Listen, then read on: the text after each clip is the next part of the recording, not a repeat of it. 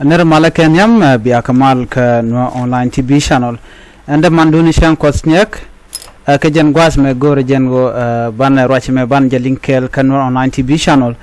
jo ban gwas me roñ me shalat ka ki kum SPLA-IO kana SSPDF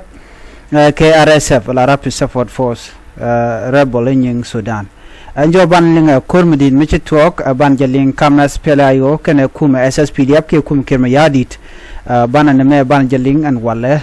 shang ka jandang do rekel ka pai dich ron kin dang ro ide jandang ro ide dich ban ler me ban jeling agwa ka gwas dan ci kor me ci tok tin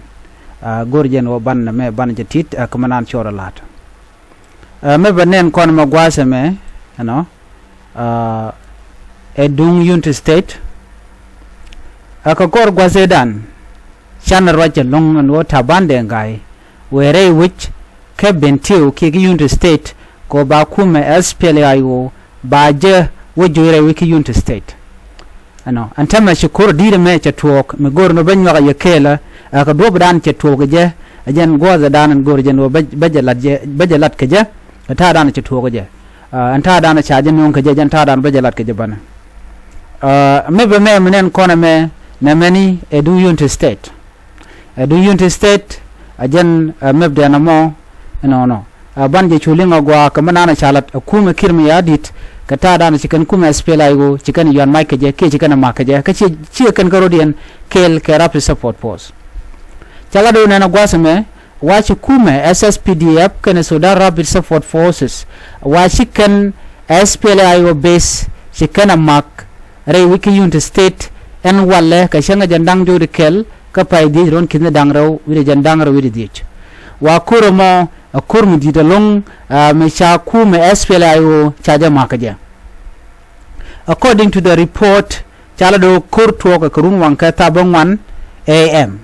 no gwat ndan te SPLA-IO tetin ala SPLA-IO garia base mit ka northern border ka Sudan west Kordofan state no wa kurmu de tin chu menatama alo kurmu dit no according to the sources chala do nene wa kan business kan deni dangro deni SSPDF kan deni Rapid Support Force wa kan dangro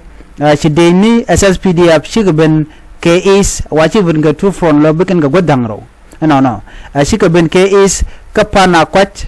nyok chi Sudanese oil alaka Sudanese oil hub keglik wajen gwadran shi SSPDF chi ben ga je anyok ci RSF fonde ci ko ben kamishal ke sukal karya in mujlat jen gwadan ci ko ben ke jelo ci ken SPLA-IO ci kana makreo no beneti ke is beneti ke kujido dien wa ci ken SPLA-IO ci kan maga gwado mane ala bese nana kwa target e bese SPLA-IO jen gwadan ku kana mak wa for a infantry division kanosen unit state no gwado memen ta nyolat chawote la comment mishana nung akume SSPDF ke kume SPLA-IO ka kurdan le roda banin biya ngajene gwazi dan me tabande ngai me chawre wiki unit state jojo kon yal ngai kone